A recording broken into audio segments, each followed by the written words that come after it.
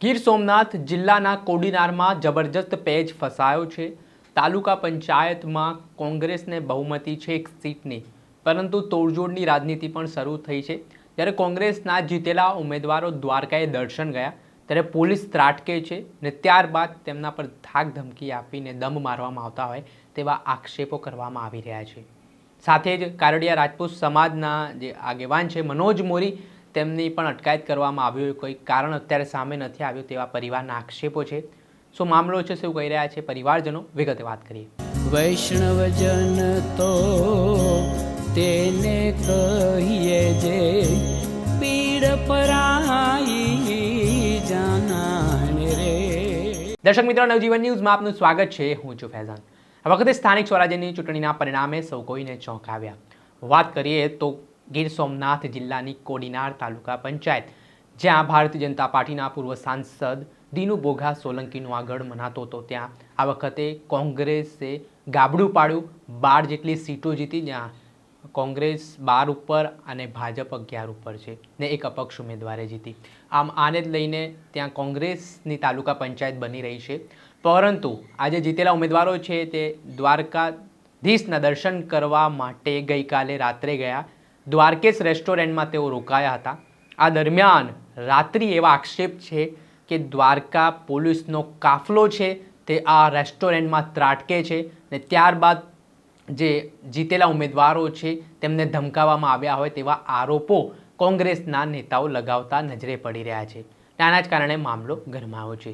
ત્યારે આ બાબતના સંદર્ભમાં જે મનોજભાઈ મોરી, કારડિયા રાજપૂત સમાજના જે ગીર સોમનાથના આગેવાન છે, તેમની પોલીસે અટકાયત કરી છે અને તેમના પરિવારજનોનો રોષ જોવા મળી રહ્યો છે। શું કોના પર તેઓ આરોપ કરી રહ્યા છે તે સાંભળો। હું દક્ષાબેન મનોજભાઈ મોરી, મારા ઘરવાળા કાલે સમૂહ લગ્નમાં આવ્યા હતા ને અહીંયાથી નીકળ્યા તો 9 વાગે એની દ્વારકા એસપીએ ધરપકડ કરેલી છે। તો અમને કોઈ પણ વસ્તુની ખબર નથી કે કાંઈ પણ એનો ગુનો નથી, તો કેવી રીતે ધરપકડ કરી છે, એની શું કામ ધરપકડ કરી છે? અને અમને કોઈ કોન્ટેક જ નથી, એનો નંબર ફોન પણ લાગતો નથી અને એનો કોઈ કોન્ટેક જ નથી। મારા ઘરવાળાને કંઈ પણ થશે તો એ દ્વારકા એસપી અને પોલીસ ટીમનું એના ઉપર જ ગુનો આવશે અને અમને શંકા છે કે આ બધું દીનુ બોઘા સોલંકીએ જ કરાવેલું છે। આપણે સાંભળ્યા હતા મનોજભાઈ મોરીના ધર્મપત્ની, તેમણે આ મામલે નિવેદન આપ્યું છે અને તેમણે દ્વારકા એસપી અને દીનુ બોઘા સોલંકી સામે આક્ષેપો કરવાની શરૂઆત કરી છે। સાથે જે કોંગ્રેસના જીતેલા ઉમેદવાર છે તેઓએ શું આરોપ કર્યા તે પણ સાંભળો। અમે કોડીનાર તાલુકાના સ્થાનિક સ્વરાજની ચૂંટણી પૂર્ણ થઈ ત્યારબાદ અમે જે છૂટાયેલા સદસ્યો છે એ દ્વારકાધીશની માનતા માની હતી, તેના દર્શન અર્થે અમે 2 દિવસ પહેલાં આવેલા। અમે એક દ્વારકાધીશ હોટલમાં રાત્રે રોકાણ કર્યું હતું। ત્યારે અમને કોઈ પણ જાણ કર્યા વગર કે કોઈ પણ ખબર અંતર પૂછ્યા વગર અમારા જે 100 થી 150 પોલીસે રાત્રે 9 વાગે અમારી હોટલને ઘેરી અને અમારા ખોટા નિવેદન, અમને ધાક ધમકી આપેલ છે, ખોટી રીતના અમને હેરાન પરેશાન કરેલ છે। અમારી મહિલાઓ છે, અમારી પત્નીઓ છે, એને પણ ખોટી રીતના ધાક ધમકી આપી અને નિવેદન લખાવેલ છે। અને અમે જે છે એ દર્શન કરવા માટે આવ્યા છે, અમે કોઈ લૂંટફાટ કે ચોરી કરવા આવ્યા નથી। અને અમારા જે કોંગ્રેસના જે સભ્યો છે એને ધાક ધમકી દબાવી અને પોલીસ સ્ટેશને લઈ જવામાં આવ્યા હતા ને અમારે પાસે નિવેદન લખાવવામાં આવ્યું હતું। અમે બીજું વસ્તુ કહેવા માગું છું કે અમારા જે મનોજભાઈ મોરી ઉદ્યોગપતિ દાનવીર તરીકે ઓળખાય છે અને એક સજ્જન માણસની સાપ તરીકે એની આખા ગુજરાતમાં તેને ઓળખાણ પેદા થઈ છે, ત્યારે એવા માણસને પણ ખોટી રીતના કાલે રાત્રે 9 વાગે દ્વારકા એસપી દ્વારા અને પોલીસ દ્વારા એનો જે છે એરેસ્ટ કરી અને તેને પણ ખોટા કેસમાં સંડોવવા માટેના પ્રયાસ કરવામાં આવ્યા છે। તો હું એક કહેવા માગું છું, એક ગુજરાત સરપંચ તરીકે, મિત્યાજ ગામના સરપંચ તરીકે અને તાલુકા પંચાયતના સદસ્યના પ્રતિનિધિ તરીકે કે આ પોલીસ છે અને આ તાનાશાહીમાં ક્યારે અમે મુક્ત થશું? કારણ કે આવા અમે લોકશાહી ઢબે છૂટાયેલા સભ્ય તરીકે પણ આમાં સુરક્ષિત નથી, મહિલાઓ સુરક્ષિત નથી, પુરુષો સુરક્ષિત નથી, લોકો સુરક્ષિત નથી। તો ત્યારે અમે પોલીસ તંત્રને કહેવા માગું છું કે આવા ખોટા કેસમાં ફસાવવા માટેના તમે જે પડદા પાછળ કામ કરી રહ્યા છે તેનું જે બંધ કરો અને લોકોને સ્વતંત્રતાથી જીવવા દો, એવી મારી લાગણી અને માગણી છે। આપણે સાંભળ્યા હતા કોંગ્રેસના જીતેલા ઉમેદવાર, તેમને આ મામલે માહિતી આપી છે ને જે ગંભીર આક્ષેપો તેમને લગાવવાની શરૂઆત કરી છે, તેમને તોડવા માટેના દબાણો કરવામાં આવી રહ્યા છે, ભાજપમાં જોડાવા માટે ધમકીઓ આપવામાં આવી રહી છે, એવા આક્ષેપો તેમના સામે આવ્યા છે. ત્યારે આ મામલે અમે કોડીનારના જે કોંગ્રેસના મહામંત્રી છે મહેશ મકવાણા, તેમની સાથે પણ વાતચીત કરી. તેઓએ શું સંવાદ ત્યારે તેમની સમક્ષ આખો મામલો આવ્યો ત્યારે શું માહિતી મળી રહી છે તેમને તે સાંભળો. આપણી સાથે કોડીનારથી કોંગ્રેસના નેતા મહેશભાઈ મકવાણા જોડાઈ ચૂક્યા છે, તેમની સાથે વાતચીત કરીએ.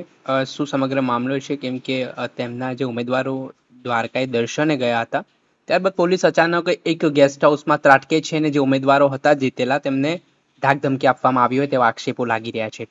મહેશભાઈ, આ શું સમગ્ર મામલો છે? તમે જે ઉમેદવાર સાથે વાતચીત કરી છે, શું ઘટનાક્રમ સામે આવ્યું છે? પોલીસ પહોંચી કેમ હતી ગેસ્ટ હાઉસમાં? એમાં એવું છે કે છેલ્લા 35 વર્ષથી ત્યાં દિનુભુગા સોલંકી એટલે બીજેપીનું સામ્રાજ્ય છે કોડીનાર તાલુકાની અંદર. એમાં સંયમ લોકો કોડીનારની જનતા તન મન ધનથી વિના પૈસે ચૂંટણી લડી અને અમારા 12 સભ્યોનું અમારી ચૂંટણીની અંદર જીતી ગયા અને બીજેપીના 11 કેન્ડિડેટ આવે જીત્યા અને એક અપક્ષ. અપક્ષો અમને ટેકો જાહેર કર્યો એટલે ત્યાં કોડીનારમાં કોંગ્રેસની તાલુકા પંચાયતની રચના થાય એવી સ્થિતિ છે. દિનુ સોલંકી છે એ અમારા ઉમેદવારોને ખરીદવાના પ્રયત્ન કર્યા પૈસાથી, કોઈ અમારા ઉમેદવારો કોઈ મહેના નહીં. ત્યારબાદ એ લોકો દર્શન કરવા માટે દ્વારકા ગયા હતા. તો ત્યાં કાલે રાત્રિના સમયે દ્વારકાની અંદર એક હોટલમાં એ લોકો રોકાણ હતા, દ્વારકેશ હોટલ હતી. એની અંદર જયારે રાત્રિના સમયે ગુજરાતની પોલીસ કે એક આતંકવાદી અંદર હોય ને આપણે હોટલની અંદર, એ રીતના ઘેરી લેવામાં આવ્યા. ઓછામાં 150-200 જણા પોલીસ વાળા ને ઘેરી લઈ અને તમામ અમારા 13 ઉમેદવાર અને જે ડ્રાઈવરો તે તમામને ઉપાડી જઈ.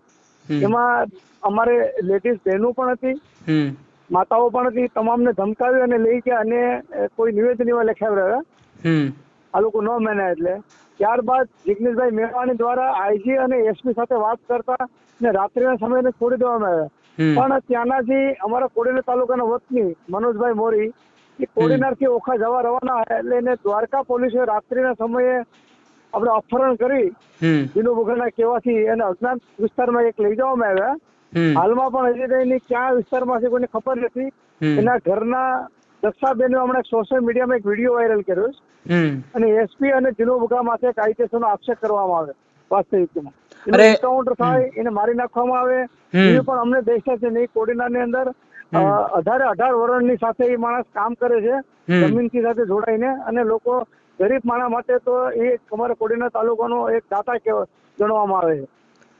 મહેશભાઈ, તો મનોજભાઈને લઈ જવા પાછળનું કારણ શું છે? કેમ કે તે તો ઉદ્યોગપતિ હતા, તે કોઈ રાજકીય પક્ષ સાથે આમ સંકળાયેલા નહોતા, તો પછી તેમને શું કામ આવી રીતે પોલીસ દબાણ કરી રહી છે તેમના પર?